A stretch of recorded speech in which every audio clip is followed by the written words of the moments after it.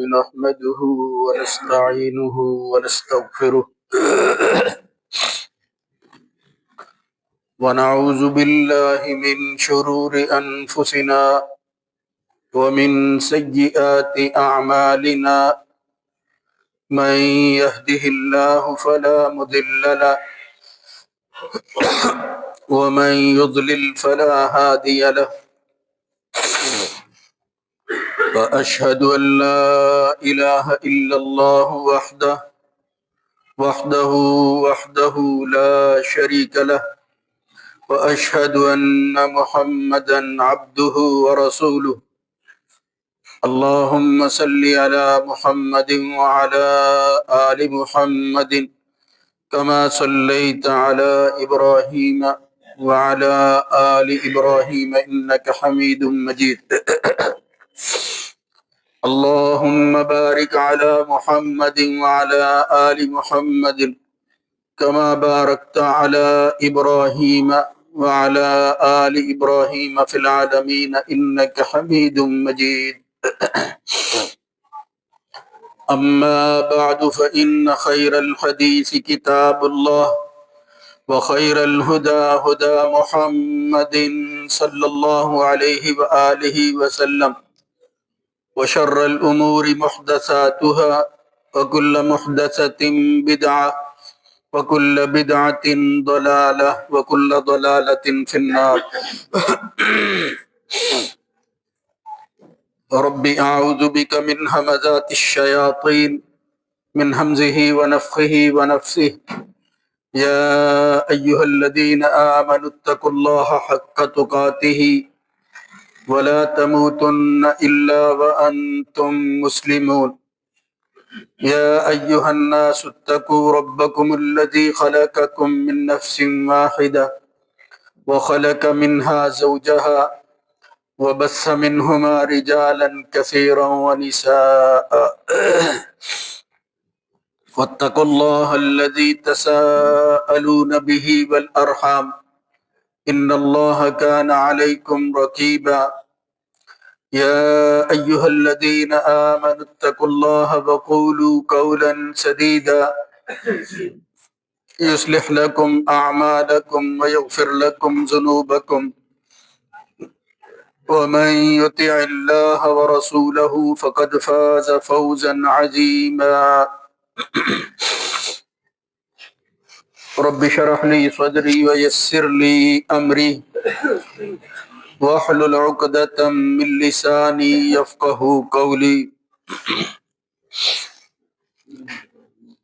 قل إنما حرم ربي الفواحش ما ظهر منها وما بطن والإثم والبغي بغير الحق وأن تشركوا بالله ما لم ينزل به سلطانا وأن تقولوا على الله ما لا تعلمون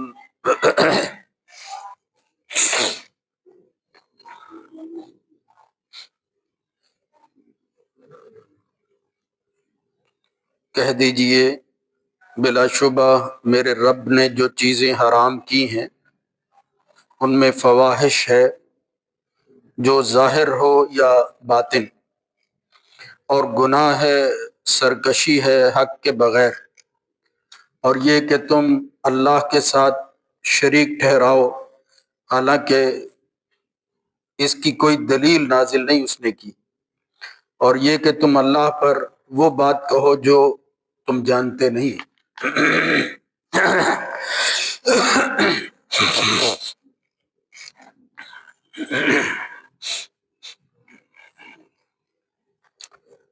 اللہ رب العزت کی حمد و ثنا کے بعد درود و سلام سید الرسل خاتم النبیین جناب محمد الرسول اللہ صلی اللہ علیہ وآلہ وسلم کی ذات گرامی پر۔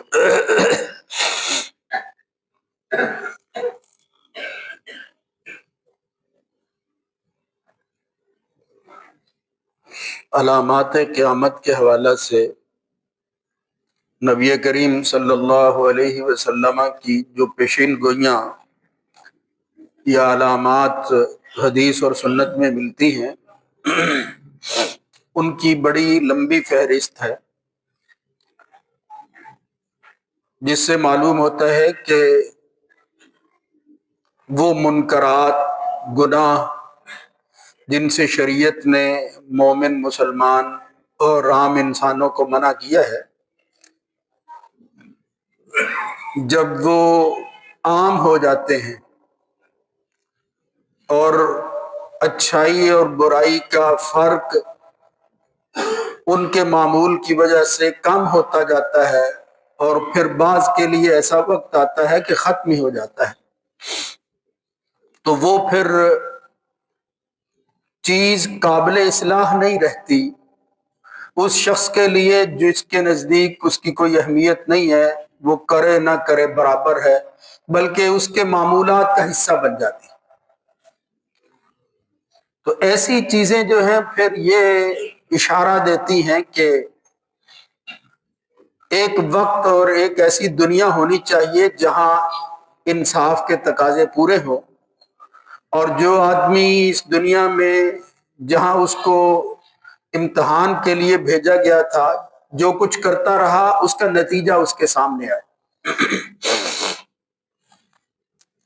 اسی لیے یہ علامات وہ ہیں جو تواتر سے ہوتی ہیں، کثرت کے ساتھ ہوتی ہیں، صرف واقعات نہیں ہیں بلکہ لوگوں کے اعمال ہیں جو علامتیں بن جاتی ہیں۔ نبی کریم صلی اللہ علیہ وسلم نے ان کو مختلف حوالوں سے کئی مواقع پر جو ہے وہ بیان فرمایا، تاکہ یہ احساس شدت سے انسان کے اندر پیدا ہو کہ اگر وہ اس کا حصہ ہے تو وہ اس سے باز رہے اور دور رہنے کی کوشش کر کے ان لوگوں میں شامل نہ ہو جن کی وجہ سے قیامت آ جائے۔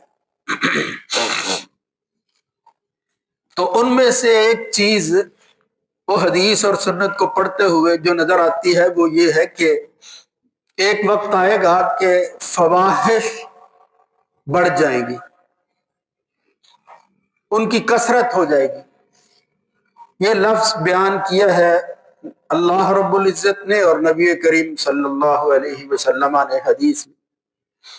قرآن مجید میں اس لفظ کے مشتقات یا جہاں سے یہ لفظ نکلا ہے اس کی اصل وہ کئی حوالوں سے بیان ہوئی ہے، کہیں فاحشہ کے لفظ کے ساتھ، کہیں فاحش کے ساتھ، کہیں فاحشہ مؤنث کے ساتھ ہے، کہیں مذکر کے ساتھ ہے، کہیں واحد آ گیا ہے، کہیں جمع بیان کر دیا ہے۔ تو وہ اپنی اپنی مناسبت سے اللہ رب العزت نے بیان فرمایا ہے، ان سب کو اکٹھا کریں تو جو معنی سامنے آتا ہے وہ وہی ہے جس کی طرف میں اشارہ کر رہا تھا کہ فاحش یا فحش چیز اس وقت بنتی ہے جب اس کے اندر شدت آ جاتی ہے، یعنی کوئی غلط چیز اس قدر شدید ہو جائے کہ وہ کثرت سے ہونے لگے یا کوئی کثرت سے کرنے لگے، وہ عام معمول کا حصہ بن جائے۔ ما یشتد قبحہ من الذنوب والمعاصی، گناہ اور معاصی کے اندر جب قباحت بڑھ جاتی ہے، شدت آ جاتی ہے، تو کہتے ہیں یہ چیز فحش ہو گئی، فحش ہو گئی۔ بلکہ نبی کریم صلی اللہ علیہ وسلم کے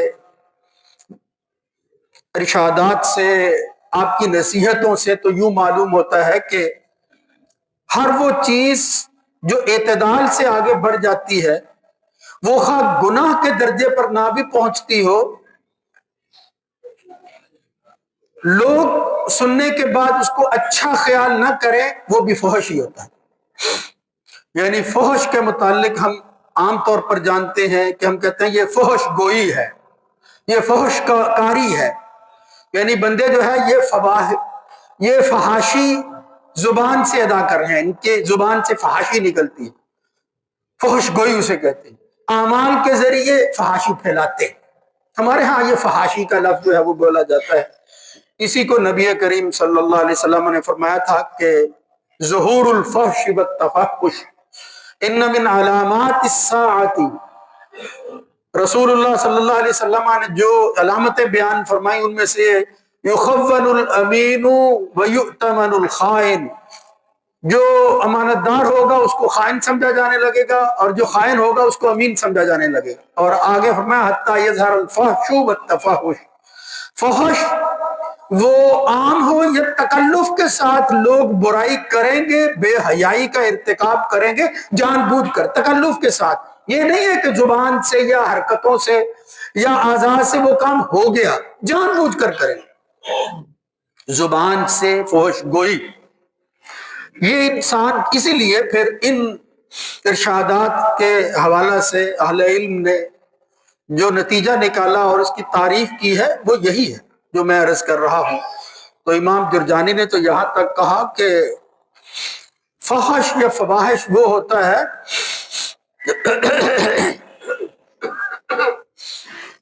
کہ جس کے ادا کرنے کے بعد کوئی بھی عقل سلیم رکھنے والا بندہ اس کو پسند نہیں کرتا، بلکہ وہ اجتناب کرتا ہے۔ ما ينفر عنه العقل السلیم وَيَسْتَنْخِسُهُ الطَّبْعُ الْمُسْتَقِيمُ، یعنی عقل سلیم اس سے ابا کرتی ہے، اس کو پسند نہیں کرتی، اور پھر جو طبع مستقیم ہے، صحیح طبیعت ہے، جو جبلت فطرت پر ہے، وہ اس کے اندر نقص محسوس کرتی ہے کہ یہ کوئی خوبی والی نہیں، نقص والی بات۔ اسی لیے ایسی ہی باتوں کو سامنے رکھ کے یہ ہمارے علاقے میں یا ہم جن کو بڑا معتبر بھی سمجھتے ہیں، یہ شیخ سعدی وغیرہ نے یہ کہا کہ انسان کی پہچان جو ہے ان میں سے ایک چیز یہ ہے کہ وہ بولتا کیا ہے، اس کی گویائی کیسی ہے، گفتگو کیسی ہے، اس سے پتہ چلتا ہے۔ تا مرد سخن نہ گفتہ باشد، عیب و ہنرش نہ ہفتہ باشد، جب تک بندہ خاموش رہتا ہے نا، اس کے عیب اور ہنر وہ چھپے رہتے ہیں۔ یعنی ہنر ہو تو اس کا تو اظہار ہونا چاہیے، لیکن بعض دفعہ خاموشی کی وجہ سے عیب چھپتے ہیں، پتہ نہیں چلتا بندے کو۔ جب زبان سے حرکت جو ہے وہ انسان ادا کر کے اور اس بات کو جو اندر ہے باہر لاتا ہے تو تعارف ہو جاتا ہے، پتہ چلتا ہے یہ بندہ کیسا ہے۔ شریعت اسلامیہ ہمیں جس اخلاق حسنہ کی تعلیم دیتی ہے وہ چھوٹی چھوٹی باتوں کی اصلاح کر کے اس کو ایسے درجہ پر پہنچاتی ہے کہ وہ فضائل بن جائیں، محاسن شمار ہونے لگے۔ محمد الرسول اللہ صلی اللہ علیہ وسلم نے فرمایا میں لوگوں کی اخلاقیات کو اعلیٰ پیمانے پر پہنچانے کے لیے مبعوث ہوا۔ ان من احبکم الی احسنکم اخلاقا انما بعثت لاتمم مکارم الاخلاق، یہ اخلاق ہر قوم، ہر انسان، جب سے انسان نے آنکھ کھولی ہے رہے ہیں۔ پھر اس کی اصلاح، اس کی تکمیل محمد الرسول اللہ صلی اللہ علیہ وسلم میں جو شریعت اور اخلاقیات سکھاتا ہوں وہ اتمام اور مکارم کی چیزیں ہیں۔ عام طور پر مومن بھی بعض دفعہ جذبات کے اندر، طبیعتیں ہماری ایسی ہیں، ایسے ماحول میں رہتے ہیں، بالکل جذباتی ہوتے ہیں بات بات پر۔ یہ جو ٹھہراؤ ہے طبیعت کے اندر، یہ عقل سلیم کے مطابق زندگی گزارنا ہے، یہ مشکل ہے، اور اس کو بندہ اہمیت بھی نہیں دیتا اپنی انا کی خاطر۔ بس اگر وہ سچا بھی ہے تو اظہار یوں کرے گا کہ بس میری سچائی وہ ہے کہ جس کو میں ثابت کروں، اعمال خواہ کوئی بھی ہوں، بس میں لوگوں کے سامنے واضح کروں کہ میرے سے بڑھ کر کوئی سچا نہیں ہے۔ حالانکہ انسان کے اعمال، افعال وہ تعارف ہوتے ہیں، ان کے ذریعے پتہ چلتا ہے سچ اور جھوٹ کا۔ تو بہرحال میں جو عرض کرنا چاہتا ہوں کہ یہ چیزیں، وہ گناہ جس کو بندہ گناہ ہی نہ سمجھے، معمول کا حصہ بن جائے، زبان سے ادائیگی کے ذریعے یا اپنے اعضاء کی حرکت کے ذریعے، ان اعضاء کو کام میں لا کر فحش کاری کرے، تو دونوں صورتوں میں محمد الرسول اللہ صلی اللہ علیہ وسلم نے فرمایا کہ یہ علامات ساعت میں سے ہے، قیامت قائم ہو جائے گی، یہ علامتیں جب عام ہو جائیں گی کہ یظہر الفحش والتفحش، یہ ظہور ہوگا، غالب آ جائیں گی یہ چیزیں۔ فحش کاری وہ اپنی حد سے اتنی تجاوز کر جائے گی کہ اس کی وجہ سے کوئی آدمی اس کو ختم کرنے کی جرت تو بڑی دور کی بات ہے، وہ درخواست بھی نہیں کر سکے گا کہ یہ چیز ختم ہونی چاہیے۔ وہ آزادی کے نام پر، وہ انسان کے اپنے حقوق کے نام پر جن معاشروں کے اندر اس کی اہمیت ختم ہو گئی ہے، وہ معاشرے کھوکھلے ہو گئے ہیں بالکل۔ یعنی دنیاوی وسائل کی بہتات اور فراوانی کے باوجود یہ اخلاقیات کے اندر وہ اس قدر گراوٹ میں چلے گئے ہیں کہ اس کی وجہ سے وہ خود اپنی موت مر رہے ہیں۔ یہ الگ بات ہے کہ ان کی چمک دمک ہمیں ادھر لے جا رہی ہے دنیا کمانے کی خاطر، ورنہ ان کے اندر زندہ رہنے کی صلاحیت آہستہ آہستہ ختم ہو گئی ہے، اس لیے کہ انہوں نے ان چیزوں کو برائی نہیں سمجھا، انہوں نے کہا کہ یہ ہماری آزادی کا حصہ ہے، جیسے چاہے ہم اس کو اختیار کر لیں۔ اور محمد الرسول اللہ صلی اللہ علیہ وسلم کی وہ حدیثیں وہ عملاً ثابت ہو گئی ہیں کہ فواحش کے اندر جو آخری درجہ ہوتا ہے وہ برائی سر عام کرنے کا، اور سر عام وہ برائی یعنی زنا کا ارتکاب کرتے ہیں، کسی کو حق نہیں ہے کہ اس کو پوچھ سکے کہ تم یہ کام کیوں کر رہے ہو۔ بھئی برائی لوگ جو ہے وہ برائی ہمیشہ سے رہی ہے، لیکن اس قدر عام ہو جائے، چوکوں چوراہوں کے اندر یہ کام شروع ہو جائے۔ میں آپ کو عرض کروں گا، مستقل میں بتاؤں گا کہ یہ زنا کتنی بڑی فحش کاری ہے، اس کی شناخت، اس کی شدت وہ شریعت نے کیا بیان کی ہے۔ جب یہ معاشروں میں آ جاتا ہے تو پھر کیا بگاڑ پیدا ہوتا ہے، پھر انسان جو ہے وہ ہلاکت کے گڑھوں میں کیسے گرتا ہے۔ تو اس سے پہلے چھوٹی چھوٹی باتوں پر خیال رکھنا۔ مومن جس طرح حضرت عائشہ رضی اللہ تعالیٰ عنہ کہتی ہیں، ہمارے نبی محمد الرسول اللہ صلی اللہ علیہ وسلم کا تعارف کراتی ہیں، وہ کہتی ہیں لم کان رسول اللہ صلی اللہ علیہ وسلم لم یکن متفحشا، لم یکن فاحشا ولا متفحشا۔ محمد الرسول اللہ صلی اللہ علیہ وسلم کی وہ شخصیت تھی کہ آپ کی زبان سے کبھی فحش گوئی وہ نظر نہیں آتی تھی، کہ جس کو عقل سلیم کہے کہ یہ بات جو ہے یہ ٹھیک نہیں ہے۔ محمد الرسول اللہ صلی اللہ علیہ وسلم کبھی زبان سے ایسی بات ادا نہیں کرتے تھے، بلا متفاحشن، اور کبھی جو ہے وہ آپ کے اعمال سے اس کی جھلک بھی نظر آتی ہو، اللہ کے رسول سے نظر نہیں آتی۔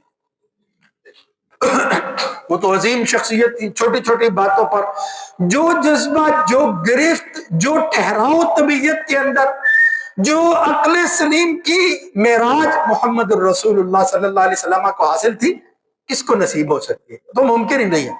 تو اسی کو سامنے رکھ کے محمد الرسول اللہ صلی اللہ علیہ وسلم نے فرمایا اگر تم سمجھتے ہو کہ میری زندگی تمہارے لیے اسوہ ہے تو لیس المؤمن بالطعان واللعان، یہ جو مومن ہوتا ہے، یہ جو مجھے میری زندگی کو اسوہ بناتا ہے، یہ ہر وقت لعن طعن نہیں کرتا رہتا، اور یہ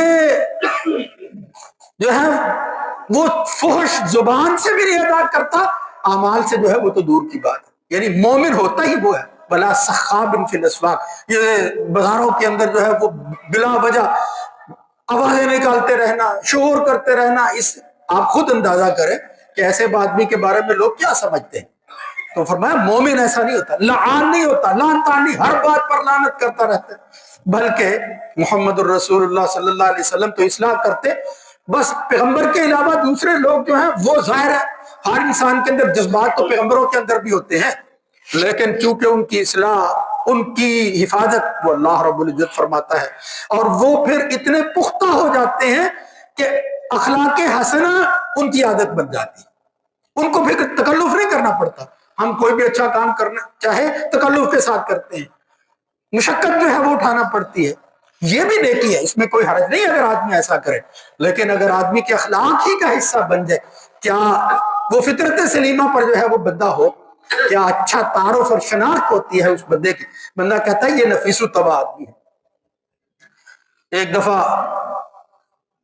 یہودی آئے، یہ صحیح بخاری اور مسلم کی روایتیں ہیں، اور یہ کوئی بظاہر جو ہے گناہ بھی نہیں تھا حضور کے گھرانے کے ہی اندر، بلکہ یوں سمجھ لیجئے کہ ایمان کے جذبات تھے جس کا اظہار ہوا، لیکن دیکھیں ذرا اس بات کو سن کر حضور کا ری ایکشن دیکھیں اور اصلاح دیکھیں جو نبی کریم صلی اللہ علیہ وسلم نے فرمائی کہ چھوٹی چھوٹی باتوں پر جو ہے وہ بھی دھیان دینا ہے۔ جناب عائشہ بھی بیٹھی ہوئی ہیں رضی اللہ تعالیٰ عنہ، یہودی آتے ہیں اور آ کر کیا کہتے ہیں، السلام علیکم۔ یہ جن چیزوں سے ان کو بغض اور حسد ہے، جو چڑھتے ہیں مسلمانوں سے، ان میں سے ایک یہ تھی کہ ان کو سلامتی ملی ہوئی ہے، وہ سلام نہیں کہتے تھے، سلام علیکم کہنے کی بجائے، سلامتی بھیجنے کی بجائے کہتے ہیں السلام علیکم، تمہارے اوپر موت واقع ہو۔ نبی کریم صلی اللہ علیہ وسلم نے سنا اور کہا وعلیکم۔ جناب عائشہ رضی اللہ تعالیٰ عنہ نے سنا اور پھر کہا کہ وعلیکم، تم پر یہ موت ہو، وعلیکم السلام، یہ موت تم پر ہو، لعنکم اللہ، اللہ تعالیٰ تم پر لعنت کرے، وہ غضب اللہ علیکم، اللہ کا غضب ہو کہ تم پر۔ کیا بات کر رہے ہو؟ محمد الرسول اللہ صلی اللہ علیہ وسلم کو کہتے ہو السلام علیکم اور ہمیں آ کر کہتے ہو۔ یہ غصہ اپنی جگہ، یہ ایمان کے جذبات اپنی جگہ۔ محمد الرسول اللہ صلی اللہ علیہ وسلم نے جب یہ سنا، کہا عائشہ مہلن یا عائشہ، ٹھہرو ٹھہرو عائشہ، علیک بالرفق، نرمی کو اختیار کرو، نرمی کو اختیار کرو۔ اور پھر آگے وہ وضاحتیں بھی کی کہ اللہ جو ہے وہ نرمی کو پسند کرتا ہے، محبت کرتا ہے ان لوگوں سے۔ اور پھر ساتھ ہی فرمایا کہ اللہ تعالیٰ یہ فحش گوئی کو پسند نہیں کرتا۔ اب اس میں فحش گوئی کوئی گناہ والی بات نہیں تھی، بلکہ ان کا جواب تھا۔ لیکن میرے بھائیو، یہی تو وہ تربیت ہے جو محمد الرسول اللہ صلی اللہ علیہ وسلم کرتے تھے۔ ہم سنتے رہتے ہیں، لیکن یہ روٹین کی بات ہے کہ یہ بھی کوئی کرنے والے کام ہے، نماز پڑھتے ہیں، زکوٰۃ دیتے ہیں، کیا کچھ نہیں ہم کرتے، اس کی کیا ضرورت ہے؟ مطلب بس میں اب کیا کیا بات بتاؤں کہ ہم کیا کرتے ہیں۔ لیکن میرے بھائیو، یہ قیامت کی علامتیں سننے کا یہ مطلب نہیں ہے کہ بس وقت گزاری ہے اور کر لو، نہیں، اپنی اصلاح کرنی ہے، اور اس کے ذریعے جو کچھ سکھایا محمد الرسول اللہ صلی اللہ علیہ وسلم نے اس پر عمل کرنا ہے۔ تو حضرت عائشہ سے کہا نرمی اختیار کرو ہے۔ جناب عائشہ کہتی یا رسول اللہ، آپ نے سنا نہیں انہوں نے کیا کہا؟ انہوں نے کہا تم پر موت لازم ہو۔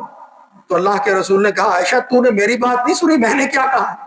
میں نے بھی یہی کہا کہ تم پر لازم ہو جو کچھ تم کہہ رہے ہو، بس اتنی ہی بات کافی تھی۔ یہ لعنت بھیجنا، یہ اللہ کے غضب کو جو ہے وہ ان تک پہنچانا، وہ پہنچتا رہے گا۔ کیوں؟ فرمایا جب میں نے یہ بات کہی تھی تو انہوں نے جو کچھ بات کہی، لا یستجاب لہم فیہ، میرے حق میں ان کی بات اللہ کے ہاں قبول نہیں ہوئی، ولکن یستجاب لی فیہم، لیکن ان کے حوالہ سے جو کچھ میں نے کہا کہ یا اللہ یہ ہمیں موت کا طعنہ دے رہے ہیں، ہم پر موت لازم ٹھہرا رہے ہیں، یا اللہ ان پر جو ہے وہ موت کو لازم ٹھہرا دے۔ تو فرمایا اللہ نے میری بات کو قبول کر لیا ہے ان کے حق میں، ان کے خلاف، لیکن ان کی بات کو میرے خلاف جو ہے وہ اللہ نے قبول نہیں کیا۔ یہ موت ان کے لیے ٹھہر گئی ہے، بات میں نے بھی وہی کر دی تھی، لیکن آپ نے جو ہے وہ کیا کیا ہے؟ تجاوز کیا ہے۔ محلن محلن یا عائشہ علیک بالرفق وإیاک والعنف والفحشاء، یعنی وہاں جو لفظ استعمال کیا، جو بتانا چاہتا ہوں کہ اس پر بھی نبی کریم صلی اللہ علیہ وسلم نے فرمایا بچ کر رہو، ٹھہرو عائشہ، اپنے آپ کو بچا کر رہو اس شدت سے اور اس فحش سے جو زبان سے ادا ہوتی ہے۔ کہاں نبی کریم صلی اللہ علیہ وسلم کا گھرانہ، کہاں جناب عائشہ، کوئی ایسی فحش کاری یا فحش گوئی نہیں تھی، لیکن چونکہ شدت پیدا ہو گئی جو لے جاتی تھی اس کی طرف، محمد الرسول اللہ صلی اللہ علیہ وسلم نے اصلاح کی ہے۔ مومن بڑے اعلیٰ پیڈسٹل پر کھڑا ہے مومن، یہ ایمان کا درجہ شاید کسی کو سمجھ آ جائے تو پھر آدمی کہتا ہے واقعتاً اس کی بھی احتیاط کرنی چاہیے، ہم اس کا لحاظ نہیں رکھتے۔ تو بہرحال نبی کریم صلی اللہ علیہ وسلم نے، یہ کوئی ایک بات نہیں، قرآن مجید کے اندر بے شمار ایسی چیزیں ہیں جن کو فواحش کہا گیا۔ یہ جو آیت میں نے ابھی پڑھی ہے، اللہ تعالیٰ کا طریقہ کار یہ ہے، بھئی فحش تو دور کی بات ہے، فحش کی طرف لے جانے والے راستوں کی طرف بھی نہیں جانا۔ وَلَا تَقْرَبُوا الْفَوَاحِشَ مَا ظَهَرَ مِنْهَا وَمَا بَطَنَ، وہ ظاہر ہو یا باطن ہو، وہ رات کی تاریکیوں میں ہو یا صبح کے وقت ہو۔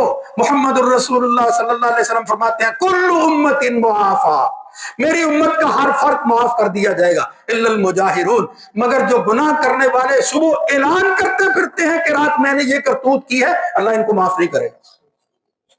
کیا کرتے ہیں؟ رات جو ہے وہ گزاری، اللہ نے جو ہے وہ ستر پوشی کی ہے، تمہاری چھپا کر رکھا ہے۔